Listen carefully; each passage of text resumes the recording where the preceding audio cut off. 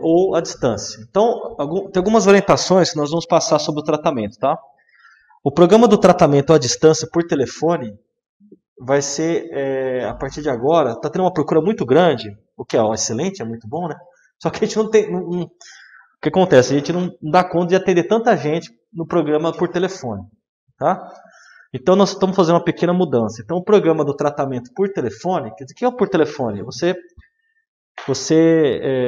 não tem condição de vir na casa espírita e você faz a triagem por telefone. Isso tem no Facebook ali, né? Essa programação vai mudar. Nós vamos atender somente por telefone, ou seja, triagem à distância, quem for de fora de Joinville ou quem mora em Joinville, mas é grupo de risco. Acima de 60 anos, comorbidades e tal. Quem não estiver nessa situação, ou seja, se você mora aqui em Joinville e você não está no grupo de risco, você fala assim, mas eu queria fazer a distância porque é melhor. Eu sei que é melhor, mas não vai poder. Por quê? Porque nós não damos conta de atender a demanda e aí a gente deixa de atender uma pessoa que realmente não tem jeito, maneira nenhuma de vir, que mora às vezes até em outro país, e às vezes você pode vir, ou poderia vir, né? Então, essa é uma mudança do tratamento. Então, se você mora em Joinville e você não está no grupo de risco, você só tem uma opção.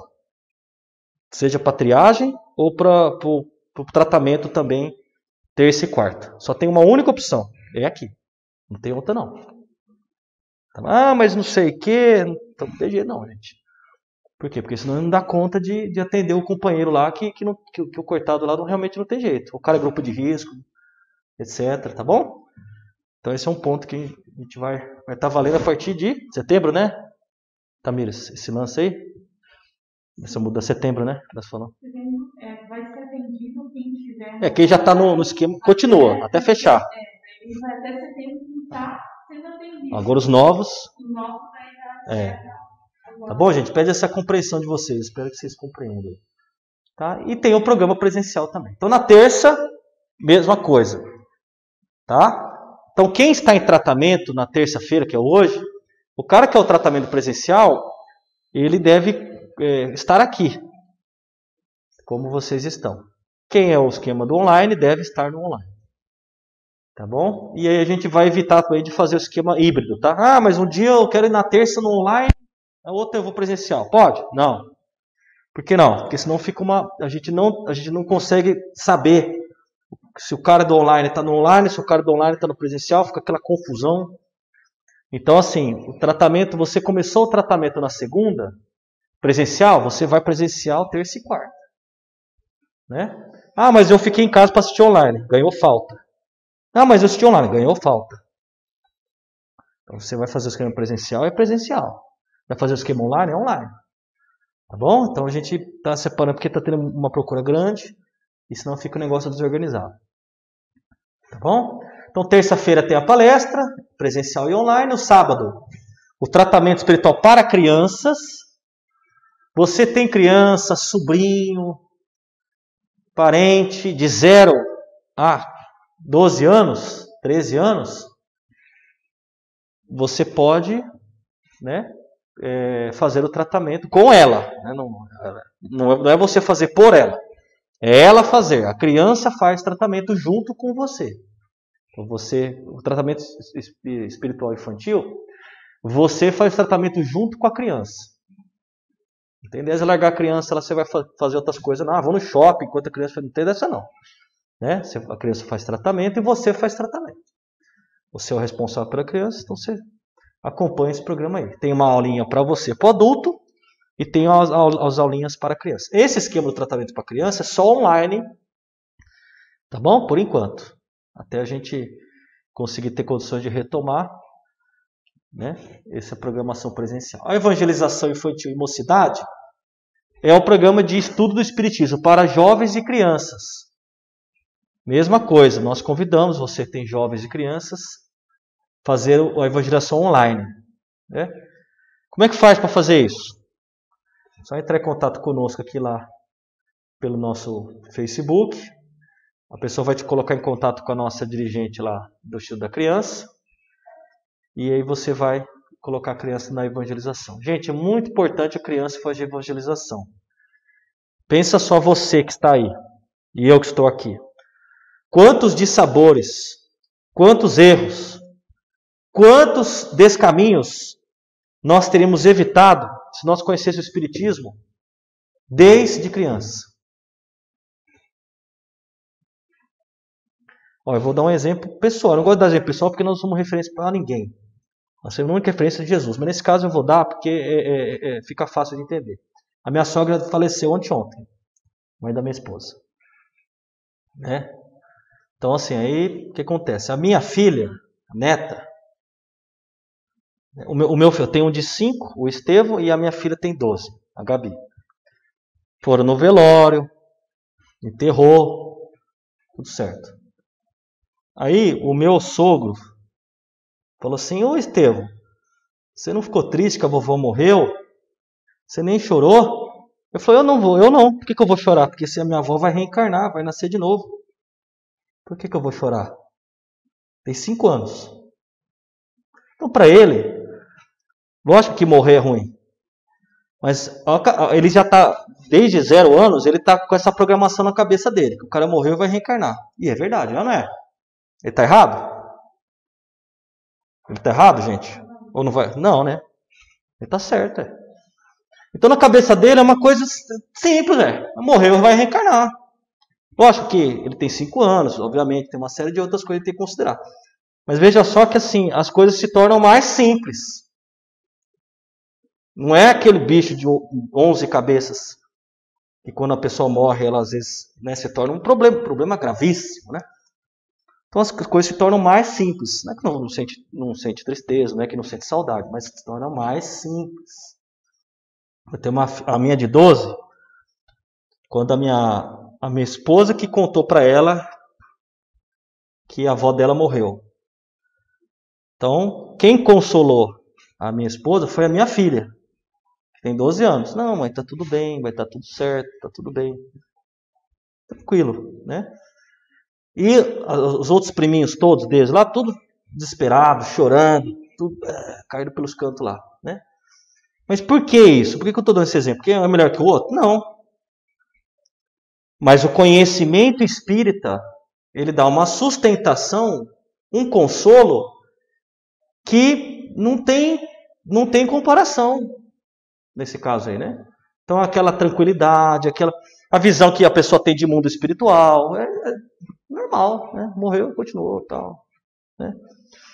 Então eu estou comentando isso porque assim, isso é o quê? É porque são espíritos evoluídos? Não. Mas são espíritos que nesta encarnação têm contato com o espiritismo desde 0 anos de idade. A gente fala de reencarnação no centro espírita todo sábado. A gente fala que a vida continua todo sábado. A gente fala como é que funciona o mundo espiritual, nosso lar, tem aeróbicos, não sei o que, todo sábado a gente fala isso. Não é só de vez em quando, não. Culto do Evangelho, a gente fala isso todo culto do Evangelho. Então, o conhecimento espírita é o maior preventivo ao suicídio. O conhecimento espírita é o maior preventivo à depressão. O conhecimento espírita é o maior preventivo, né, aos vícios, às dificuldades. É o conhecimento, não é o tratamento. O tratamento ele vai remediar o problema que nós estamos passando aí, dificuldade. Mas o conhecimento, a gente fala muito isso daí, porque a gente fala dos cursos, né? E os cursos, gente, é o conhecimento, né? Então a gente fala muito da importância de a gente estar nos cursos. Então nós vamos falar agora mesmo de paciência, né? Ah, mas dá trabalho no curso. Lógico que dá trabalho no curso. Evoluir dá trabalho. Até para fazer coisa errada dá trabalho, né? Então, mas demanda um esforço nosso. E esse é o esforço que, ao longo do tempo, nós somos recompensados. Né? Eu dei esse exemplo aí porque é um exemplo prático, né? O parente que morreu. Aí você vê, você vê ali como é que o conhecimento espírita ele se aplica, né? Não é uma teoria, não, porque ela estuda. Não, é a situação ali, morreu o parente ali, você vê ali. A pessoa não está fingindo que não está triste, né? Não, ela está ali, tranquila e tudo mais, confiante, né? Mas esse é o conhecimento, né? Beleza, gente? Então, por isso que eu falo, se você tem essa possibilidade, se você é pai, se você é mãe, você traz o menino na evangelização, você não pede favor. É que nem a escola. Você fala assim, se der, você vai na escola. Você faz assim com seu filho? Hoje eu não vou estudar, tudo bem, mãe? Tudo bem. Hoje eu não vou fazer prova, tudo bem? Não, tudo bem. É assim que a gente faz com o nosso filho. Você vai estudar, meu amigo. Estou pagando essa escola, ou se não estou pagando, eu quero que você estude isso aqui, ó. Hoje tem aula, hoje é 8 horas da manhã, você vai acordar e vai assistir essa aula online aí, ó. Quer nem saber. Não faz assim com as crianças? Faz ou não faz, gente? Ué, por que a gente não faz assim com a evangelização espírito infantil? Com a mocidade? Você vai acordar cedo e assistir a aula da evangelização. Que é mais tão importante ou até maior que a matemática, o português. Isso aí que é importante também. Né? Então, essa visão que nós estamos trazendo para vocês. Né? A gente dá o valor devido ao tesouro que está na nossa mão. Né? Que é a evangelização. Espírito infantil. Às vezes a gente se preocupa mais com a gente busca o tratamento, tudo mais, para resolver a nossa parada aqui. Mas e o filho? E o sobrinho? E o afilhado? Pensem nisso, gente. Eu estou falando isso porque assim, ó, centro espírita que dá evangelização espírita online, quantos tem na cidade? Se tiver 1 ou 2, é muito. A maioria fechou. Então assim, isso aqui chama-se oportunidade. Chama-se oportunidade. Aproveita a oportunidade. Depois o filho de vocês cresce, sobrinho cresce, parente cresce. Aí você vai falar o quê? Devia ter escutado. Devia ter posto na evangelização. Devia isso, devia aquilo, devia isso, devia aquilo. É que nem o Emmanuel fala, né? Aí, meu filho, aí... Sabe o que você faz? Agora reencarna, faz tudo de novo. Porque não tem mais como fazer. Passou. Certo? Então, daí a importância. Quem tiver dúvidas aí, ó, pode entrar no WhatsApp nosso, que aí a gente explica direitinho. Tá bom? Então nós vamos fazer a prece. Nós já avançamos demais aqui no horário. Então vamos elevar nosso pensamento a Jesus. Senhor Jesus, Divino Mestre, muito obrigado, Senhor, por esta oportunidade. Que nos abençoe as reflexões em torno do Evangelho. Graças a Deus, que assim seja. Muito bem, gente. A gente falou muito. Isso é Evangelho aplicado. A gente estuda o Evangelho aqui na terça, que é muito importante. A gente tem que ter o hábito de tentar colocar isso em prática, né? Pelo menos um esforço, um mínimo de obrigação. A gente vai estudar o capítulo 9, Bem-aventurados os mansos e pacíficos, o item A paciência. Alguém aqui se considera uma pessoa paciente? Pode falar a verdade. Alguém que se considera, Rosana, uma pessoa paciente? Não? Nem um pouco. E você? Considera-se uma pessoa paciente? Considera um cara paciente? Que bom. E você, Everton? Falam que você é, mas não é. Não é a paciência de verdade mesmo? Entendi. E você, você acha que é uma pessoa paciente, assim? Eu sou calma. Qual a diferença de calma para paciente, assim? Porque a calma eu sempre estou no estado. Você não explode com o cara, assim. E a paciência? Você sempre não explodir, não ocupar, não se conter em todas as situações, esperar. Aceitar. Tá. A paciência, assim, calma é isso aí, né? Você não explodir, você não... A paciência é uma atitude diante da circunstância, né? É você saber lidar com a situação da maneira correta, né? Então isso é ser paciente, né? Não tem a ver com tom de voz, necessariamente. Você pode ser firme com a pessoa. Mas presta atenção, né? Jesus deu bronca nos discípulos e ele era um cara paciente, né? Mas paciente não tem a ver com... Você pode ser firme, né? Mas Jesus era um cara paciente no sentido assim, ele tinha entendimento da situação, os caras são ruins mesmo, tal. É difícil o negócio, tal, vamos com calma, né? Eu não vim trazer a paz, vim trazer a espada. Então ele já sabia que o negócio ia longe. Então até hoje aí, Deus é um cara tão paciente que até hoje ele suporta a gente aí, nós estamos aqui e tal, ele até hoje, né? Não, vamos lá, de novo, né? Então isso é paciência, né? Isso é paciência. Então, gente, nós vamos estudar um pouquinho sobre a paciência. Olha só, nós vamos ler um pequeno trecho do Evangelho e nós vamos dar alguns exemplos de como que alguns exemplos espíritas de como que essa paciência é aplicada na prática, né? Olha só. A dor é uma bênção que Deus envia aos seus eleitos. Não vos aflijais, pois quando sofrerdes. Antes, bendizei de Deus Onipotente, que pela dor neste mundo vos marcou para a glória no céu. Então tem alguma informação importante, ó. A dor é uma bênção que Deus envia aos seus eleitos, não vos aflijais. Então, a paciência tem a ver com a aflição. Não tem a ver com o tom de voz, essas coisas, né? Então, se tem uma situação na nossa vida em que nós estamos aflitos por causa dela, né? Estamos assim incomodados, estamos realmente angustiados, isso é uma demonstração de impaciência, falta de entendimento da situação, né? Isso é a paciência. Então, paciência é uma atitude perante a vida, né? Perante as coisas que acontecem na nossa vida. Então, vamos pegar alguns exemplos espíritas, né? Que esses são exemplos de referência, né? Esses são referências. Então vamos pegar o exemplo lá, ó, André Luiz. O André Luiz é bom porque o André Luiz ele é gente como a gente.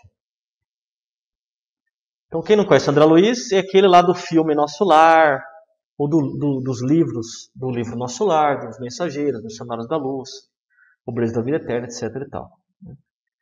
André Luiz, por que eu falo que é gente como a gente? Ele é uma pessoa que, na sua última encarnação, ele é uma pessoa assim, que tinha uma vida muito parecida com a nossa. Primeiro que ele viveu no século XX.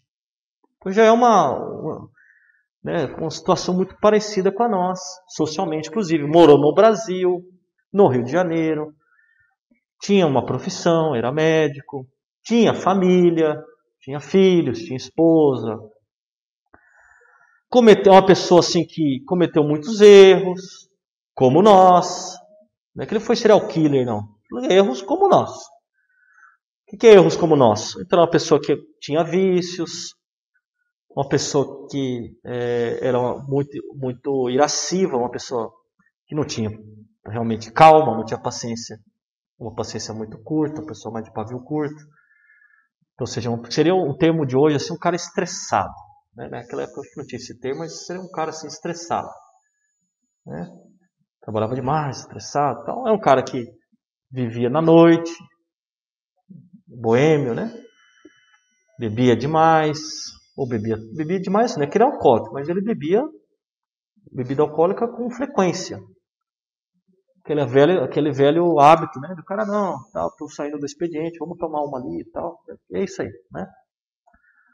Então, esse comportamento é um comportamento comum, né? É gente como a gente, certo? Está errado, mas é gente como a gente. Fez com que ao desencarnar, ele teve um câncer no intestino, enfim, nessa região gastrointestinal, né?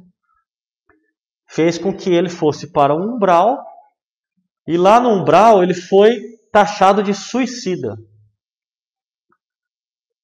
E ele escutava aquilo e não entendia, porque ele não se matou no sentido direto do termo. Ele não deu tiro na cabeça, enforcou, não. Ele morreu de câncer. Então, depois de ficar 7 anos no umbral, ele foi resgatado pelos os samaritanos lá do Nosso Lar.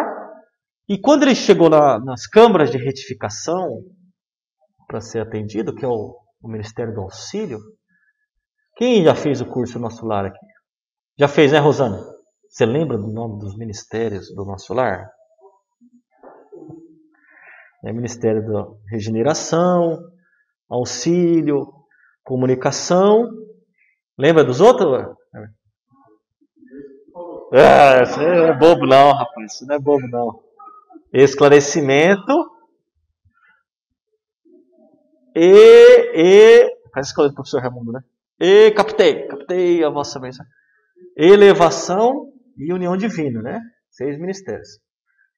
Ele, quando desencarnou, foi para o umbral, depois ele foi para o ministério da regeneração, lá nas câmaras de retificação. Depois ele foi lá para as enfermarias. E lá nas enfermarias, ele falou assim, que história é essa, né? Que me chamavam de suicida, porque um dos médicos falou assim, pena que o médico falou para ele assim, pena que ele morreu de suicídio, né? Ele falou, não, suicídio não, o senhor está enganado, o senhor pegou o prontuário errado, né? Aí depois, Lisas explicou para ele que na verdade o suicídio no sentido assim, ele cometeu uma série de abusos no cotidiano, acabei de falar aqui, arrolei todos eles, vários deles aqui, que para nós isso aí a gente faz todo dia mesmo, só que isso abreviou a encarnação dele. Então, para morrer com tantos anos, ele morreu com menos. Morreu antes. Por causa desses desatinos aí. Estressado, má alimentação. Porque a gente cuida da nossa mãe. Né? Não faz exercício físico, sedentário, bebe. Né? Morreu antes do tempo. Quem morre antes do tempo, para os espíritos, é suicida indireto. Né? É suicida indireto. Para quem está aqui, não é. Morreu de câncer, morreu disso, morreu de cirrose, morreu sei lá do quê. Né? De ataque cardíaco, gastrite, sei lá. É outra causa, né? Covid. Então, aí lá no mundo espiritual ele foi tido como um suicida, fez o seu tratamento, saiu. E no começo, ele... como médico que era, ele falou, não, então agora eu já estou melhor, vou trabalhar. E ele então, o que ele fez? Ele propôs, pediu uma audiência lá com o Genésio, né? E ele propôs trabalhar como médico. Ele queria trabalhar como médico, afinal de contas ele tinha sido médico. Só que ele não tinha condições de exercer a medicina no mundo espiritual. Por quê? Porque as competências... necessárias para exercer medicina no mundo espiritual são diferentes das necessárias aqui. E ele não as tinha. Sobretudo as competências morais e espirituais. Porque lá no mundo espiritual o médico manipula fluidos. Ele não manipula bisturi, gases. É outra coisa, é outro tipo de atuação. E ele, naturalmente, não sabia fazer isso. Então ele teve que ficar alguns anos passando por um estágio, por cursos de orientação, de esclarecimento, para que ao final do livro Nosso Lar, ele, ao começar a trabalhar nas câmaras de retificação como faxineiro, ele termina o livro dizendo, poxa, finalmente, agora eu sou cidadão de Nosso Lar, sou faxineiro. Então assim, o André Luiz é um exemplo muito bom, porque ele saiu da situação de impaciente para um cara paciente. No começo, quem assistiu o filme aí? Assistiram? Assistiu ou não? Tem que assistir, gente. O filme é bom. O livro é melhor, mas eu assisti o filme que é mais fácil, né?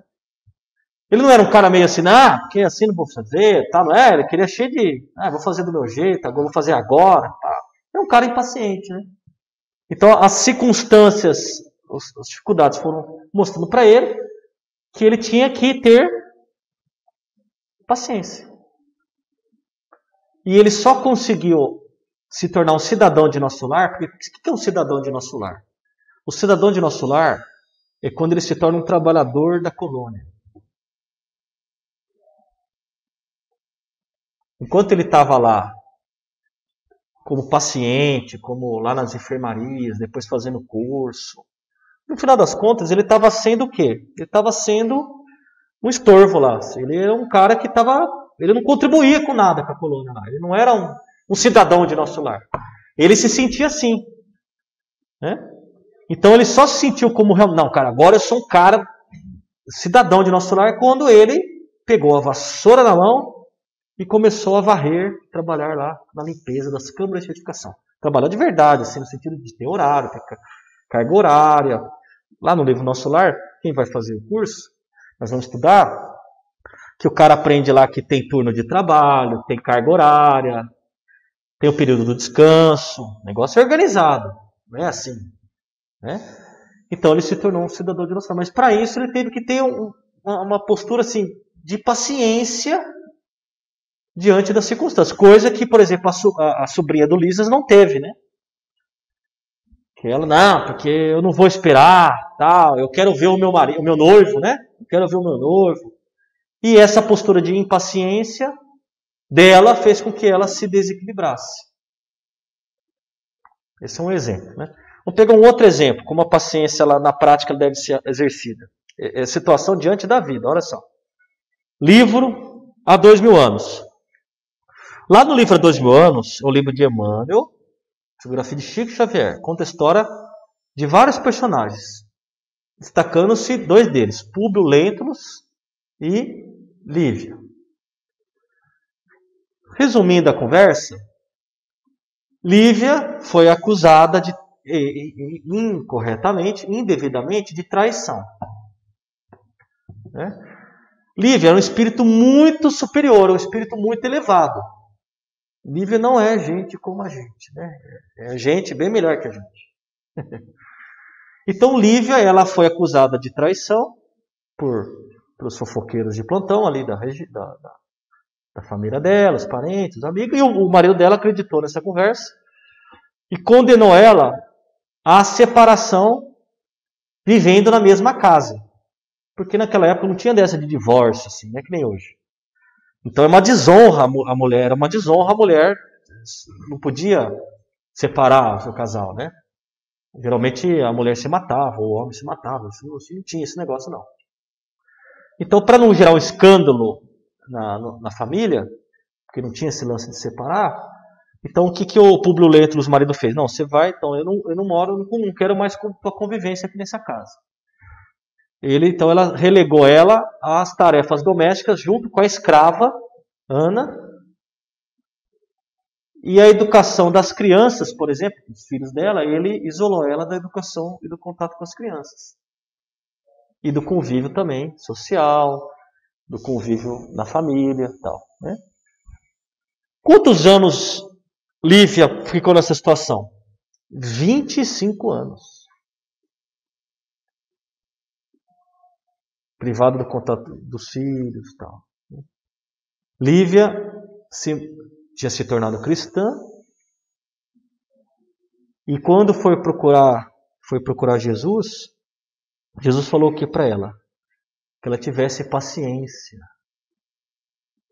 Porque não era a hora ainda que ela seria chamada ao testemunho. Mas que no momento certo, Jesus saberia contar com a fidelidade dela.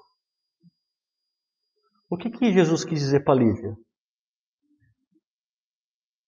Que ela tivesse perseverança, que ela está tudo certo, se mantenha firme. Jesus poderia ter falado assim, não, larga esse cara. Ou Jesus poderia ter falado assim, não, procura fazer as pazes com o cara. Ou denuncia o cara, sei lá. Podia ter dado várias orientações. Falou o que para ela? Calma, paciência, porque não é agora que eu irei recolher o teu testemunho. Será no momento futuro.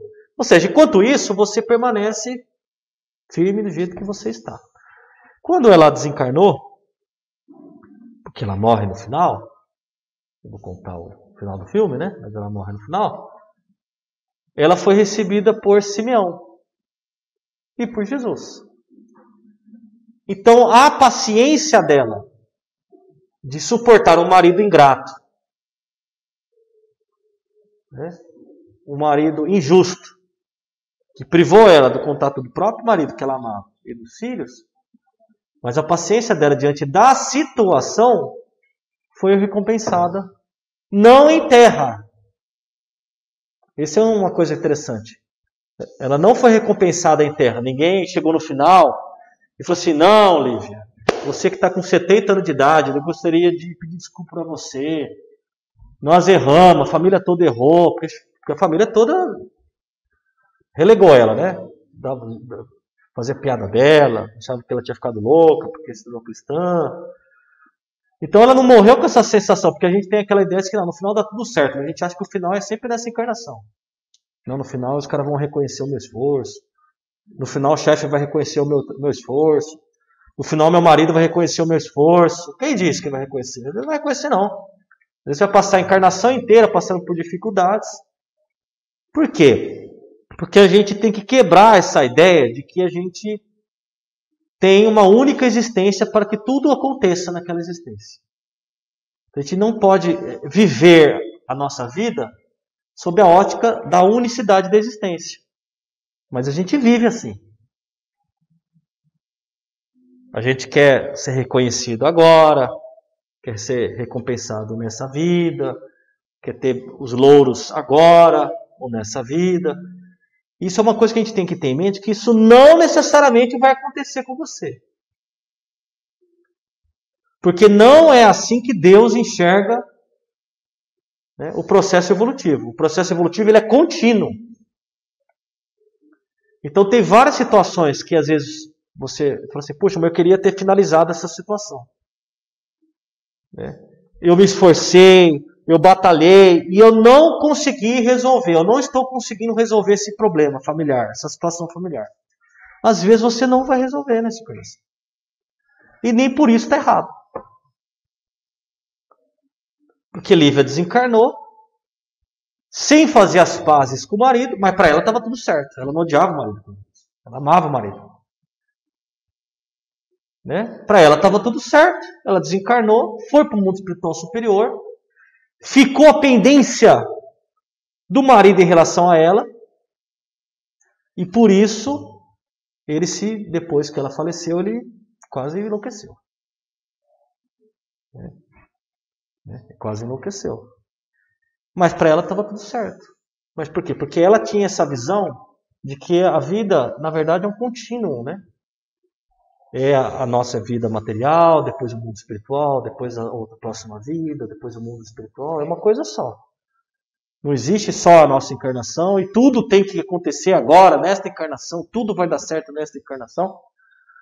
Então, paciência é isso. A gente ter essa leitura ao longo do processo completo. E não dessa visão estreita que a gente tem da existência material.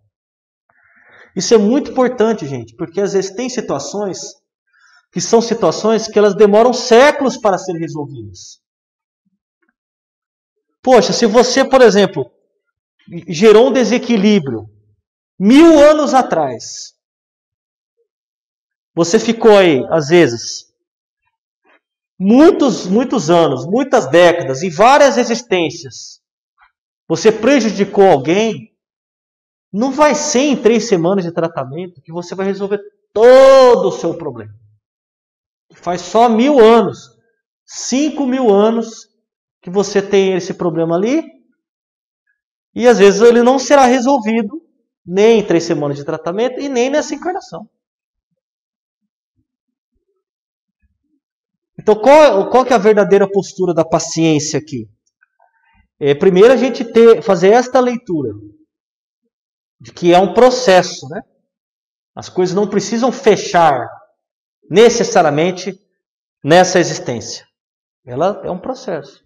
Agora, o mais importante do que fazer essa leitura é nós trabalharmos diariamente em cima do assunto, independentemente se nós vamos ter a recompensa dele agora, né, nesse ano, nessa vida ou não. Porque paciência é trabalho. Emmanuel diz que paciência é esperar trabalhando. O melhor conceito de paciência é esperar trabalhando. Não é esperar sentado. É esperar atuando, né? Obrando. Porque se você espera sentado, aí nunca você realmente vai resolver. Aí é nunca mesmo, né? Então, gente, é muito importante a gente ter essa visão, né? Por isso que o Evangelho fala, né? Para nós não nos afligirmos. A vida é difícil, bem eu sei. Compõe-se de 1000 nadas, que são outras tantas picadas de alfinetes, mas que acabam por ferir. Se, porém, atentarmos nos deveres que nos são impostos, nas consolações e compensações que, por outro lado, recebemos, havemos de reconhecer que são as bênçãos muito mais numerosas do que as dores. O fardo parece menos pesado quando se olha para o alto, do que quando você curva para a terra a fronte. É isso que nós estamos falando. Quando a gente procura enxergar a vida de uma maneira mais ampla, não só, se eu tenho dinheiro, não tenho, se eu tenho o carro que eu quero, não tenho, se eu tenho a casa que eu quero, não tenho, tal. Se eu consigo enxergar a vida de uma ótica mais ampla, né, mesmo que eu tenha alguns dissabores no meio do caminho, eles vão se tornar pequenos, perto do progresso espiritual que eu estou obtendo. Né? Então, essa visão relativa que a gente precisa adquirir. Agora, a pessoa que ela só enxerga a matéria e a unicidade da existência, ou seja, a única vida, isso aqui é tudo que ela tem. A casa na praia é tudo que ela tem, os carros que ela tem é tudo que ela tem, o marido que ela tem é o único que ela tem, os filhos só tem isso, não tem mais nada na vida. Ela só tem aquilo. Então, qualquer coisa que acontece com esse bojo desta encarnação, acabou tudo, porque só tem isso. Qualquer coisa que acontece com isso, acabou. E as consequências são desespero, angústia, depressão, aflição, suicídio, né, doenças psicossomáticas. Por quê? Porque aquilo, tudo que ela tinha, ela perdeu. Ou perdeu um pedaço, então acabou. Só que ela esquece todo o resto. Né? Esquece todo o resto. André Luiz, no livro, se não for engano, acho que salvo engano foi Obreiros da Vida Eterna, ele encontra o avô dele no mundo espiritual inferior. O avô dele estava segurando um baú cheio de tesouro. Sabe o que tinha no baú?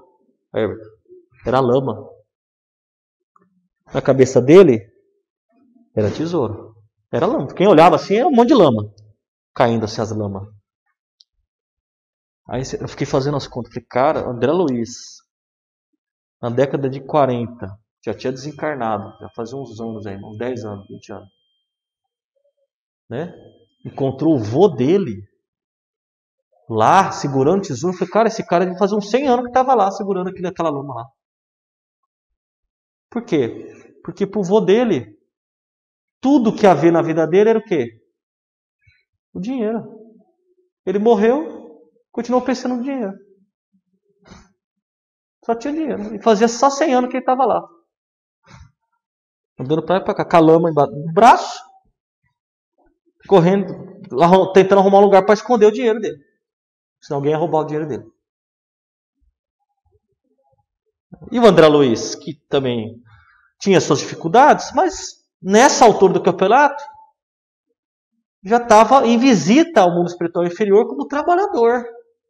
Olha a diferença. É um cara que aprendeu com os erros, né? Diferentemente do próprio avô. Certo, gente? Então, é isso, né? Coragem, amigos. Tendes no Cristo o vosso modelo. Jesus sofreu mais que qualquer um de vós e nada tinha de que se penitenciar.